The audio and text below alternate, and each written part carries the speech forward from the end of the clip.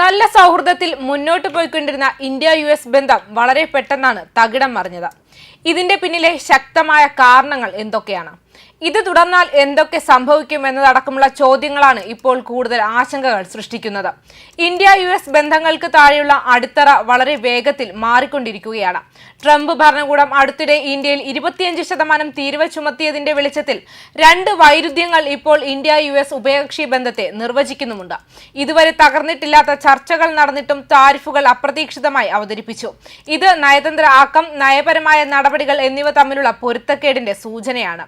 എന്നിരുന്നാലും ഉഭയകക്ഷി ബന്ധത്തിന്റെ മൊത്തത്തിലുള്ള പാതയിലുള്ള ആത്മവിശ്വാസം നിലനിൽക്കുകയാണെന്ന് തോന്നുന്നു. താരിഫുകളോടുള്ള ഇന്ത്യയുടെ പ്രതികരണം ഒരു നിശ്ചിത സ്വരത്തിലെത്തി. ചർച്ചകൾ തുടരാനുള്ള സന്നദ്ധത നിലനിർത്തിക്കൊണ്ട് അതിന്റെ ചുവപ്പുരേഖകൾ വ്യക്തമായി നിർവചിച്ചു.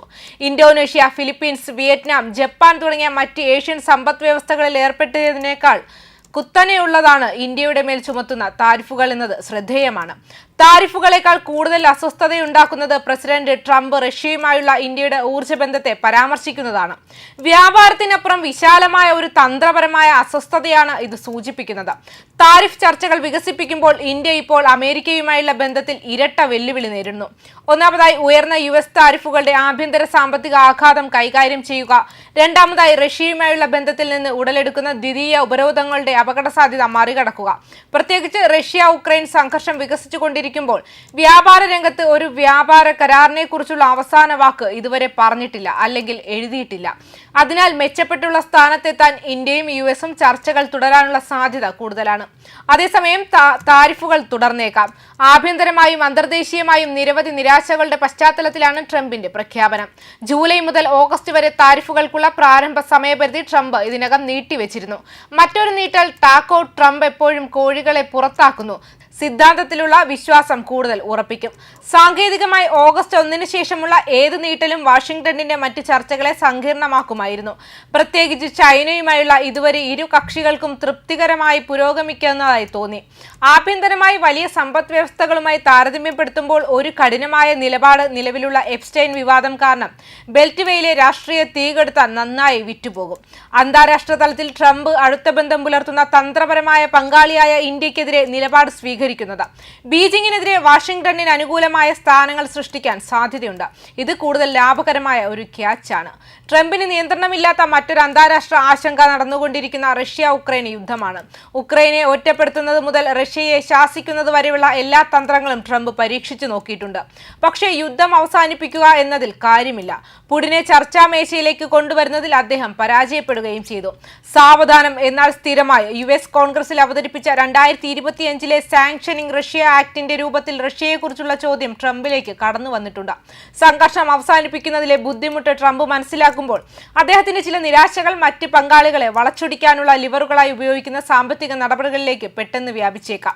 ഡൊണാൾഡ് ട്രംപുമായി പ്രതികാര നടപടികളിലേക്ക് കടക്കുന്നതിന്റെ നിരർത്ഥകത ഇന്ത്യ തിരിച്ചറിഞ്ഞിട്ടുണ്ടാകാം. കൂടാതെ US വ്യാപാര ചർച്ചകളിൽ തിരഞ്ഞെടുത്ത മേഖലകളിൽ അളന്ന അനുരഞ്ജനത്തിനുള്ള സന്നദ്ധത നിരന്തരം പ്രകടിപ്പിച്ചിട്ടുണ്ട്. ലോകത്തിലെ ഏറ്റവും വലിയ സമ്പദ് വ്യവസ്ഥയ്ക്ക് വിപണി പ്രവേശനം നൽകുന്നത് സമ്പദ് വ്യവസ്ഥയെ നയിക്കുന്ന ലിവറുകളിൽ തികച്ചും വ്യത്യസ്തമായ സ്ഥാനം വഹിക്കുന്ന ഇന്ത്യ പോലുള്ള വികസ്വര സമ്പദ് വ്യവസ്ഥയ്ക്ക് ദോഷകരമായി ബാധിച്ചേക്കാമെന്ന് പറയേണ്ടതില്ലല്ലോ.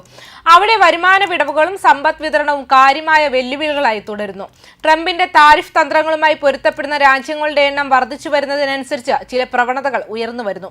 അമേരിക്കൻ സമ്പദ് വ്യവസ്ഥയുടെ വ്യാപാര സന്തുലിതാവസ്ഥ പുനഃസ്ഥാപിക്കുന്നതിനായി സ്വന്തം നിബന്ധനകളിൽ കരാറുകൾ ഉണ്ടാക്കാൻ ആഗ്രഹിക്കുന്ന ഒരു ചടുലമായ പ്രസിഡന്റിന്റെ വീക്ഷണകോണിൽ നിന്നും ട്രംപ് സുഹൃത്തുക്കൾക്കും പങ്കാളികൾക്കും സഖ്യകക്ഷികൾക്കും ഒരുപോലെ താരിഫ് ചുമത്തുന്ന രീതി വേഗത്തിൽ സാധാരണവൽക്കരിക്കുന്നു. മറ്റ് രാജ്യങ്ങളുമായുള്ള ബന്ധത്തോടുള്ള ട്രംപിന്റെ പ്രായോഗിക സമീപനം US സാമ്പത്തികമായി എങ്ങനെ നേട്ടമുണ്ടാക്കണം എന്നതിനെക്കുറിച്ചുള്ള ഏകീകൃത വീക്ഷണമാണ് സ്വീകരിക്കുന്നത്. കൂടാതെ സ്വീകർത്താവ് രാജ്യങ്ങളുടെ സാമ്പത്തിക അല്ലെങ്കിൽ രാഷ്ട്രീയ സാഹചര്യങ്ങൾ പരിഗണിക്കാതെ പ്രവർത്തിക്കുന്നു. ലോകത്തിലെ ഏറ്റവും വലിയ സമ്പദ് വ്യവസ്ഥ എന്ന നിലയിൽ സ്വതന്ത്ര തീരുമാനങ്ങൾ എടുക്കാനുള്ള പദവി അതിനുണ്ട്. ഇത് മറ്റുള്ളവരുടെ മേൽ ചിലവ് ചുമത്തുന്നു. എന്നിരുന്നാലും ട്രംപ് ഈ പാതയിൽ തുടർന്നാൽ അദ്ദേഹത്തിന്റെ പ്രസിഡന്റ് സ്ഥാനം അടിച്ചേൽപ്പിച്ച പുതിയ അടിസ്ഥാന കാര്യങ്ങൾ മറ്റ് രാജ്യങ്ങളുമായുള്ള അമേരിക്കയുടെ ബന്ധങ്ങളിൽ ഘടനാപരമായി മാറിയേക്കാം. ഈ നടപടികൾ വ്യക്തമായും ഒരു പുതിയ സാമ്പത്തിക ക്രമം രൂപപ്പെടുത്തുമെങ്കിലും അവ ഭൂരാഷ്ട്രീയത്തെ വളരെയധികം മാറ്റാൻ സാധ്യതയുണ്ട്. ഒരുപക്ഷെ ഏറ്റവും ആശങ്കാജനകമായ ഇൻഡോ പസഫിക്കൽ ഓപ്പറേഷൻ സിന്ദൂറിന് ശേഷം ഇന്ത്യ പാകിസ്ഥാൻ ശത്രുത അവസാനിപ്പിച്ചതിന്റെ ക്രെഡിറ്റ് അവകാശപ്പെടാൻ ആവേശഭരിതനായ ട്രംപ് തിടുക്കം കാട്ടിയതോടെ ആരംഭിച്ച ഇന്ത്യ US ബന്ധങ്ങളിലെ ഒരുതരം പിരിമുറുക്കത്തെ ഇത് കൂടുതൽ ശക്തിപ്പെടുത്തുന്നു. തുടർന്ന് സമാധാന ആഖ്യാനം വീണ്ടെടുക്കാനും ആ ശ്രമത്തിൽ ഇന്ത്യയെയും പാകിസ്ഥാനെയും വീണ്ടും ഹൈഫൺ ചെയ്യാനും ട്രംപ് ആവർത്തിച്ച് ശ്രമിച്ചു. പറയേണ്ടതില്ലല്ലോ, ട്രംപിന്റെ തന്ത്രം തിരിച്ചടിച്ചു. ഇന്ത്യയും പാകിസ്ഥാനും തമ്മിലുള്ള ശത്രുത അവസാനിപ്പിക്കുന്നതിന് ട്രംപിന്റെ മധ്യസ്ഥതയുടെ പങ്ക് ഇന്ത്യ വ്യക്തമായി നിരസിക്കുകയും ചെയ്തു. ട്രംപിന്റെ ശൈലിയിൽ സ്വാഭാവികമായും അദ്ദേഹം പാകിസ്ഥാനെ സ്വീകരിക്കാനും ഇസ്ലാമാബാദിൽ നിന്ന് സാമ്പത്തിക നേട്ടങ്ങൾ തേടാനും നീങ്ങി. അങ്ങനെ US-ഉം പാകിസ്ഥാനും തമ്മിലുള്ള ഒരു വ്യാപാര കരാർ പ്രഖ്യാപനം, വിപണി പ്രവേശനം വികസിപ്പിക്കുക, നിക്ഷേപം ആകർഷിക്കുക, പരസ്പര താൽപര്യമുള്ള മേഖലകളിൽ സഹകരണം വളർത്തുക, എണ്ണശേഖരം വികസിപ്പിക്കുന്നതിൽ പാകിസ്ഥാനുമായി ഒരുമിച്ച് പ്രവർത്തിക്കുക എന്നിവ ഇന്ത്യ US ബന്ധങ്ങൾക്ക് നല്ലതല്ലാത്ത സംഭവ വികാസങ്ങളാണ്. കഴിഞ്ഞ കുറച്ചു മാസങ്ങളായി നടക്കുന്ന സംഭവങ്ങൾ ഇസ്ലാമാബാദുമായുള്ള അമേരിക്കയുടെ അടുപ്പത്തിന്റെ പഴയ കാലത്തേക്ക് വേഗത്തിൽ മടങ്ങുകയാണ്. സാമ്പത്തിക യുക്തിയുടെ അടിസ്ഥാനത്തിലാണ് ട്രംപിന്റെ പാകിസ്ഥാൻ ആലിംഗനം ന്യൂഡൽഹിയിൽ സൂക്ഷ്മ പരിശോധനയ്ക്ക് വിധേയമാകുന്നത്. ന്യൂസ് ഡെസ്ക് കർമ്മ ന്യൂസ്.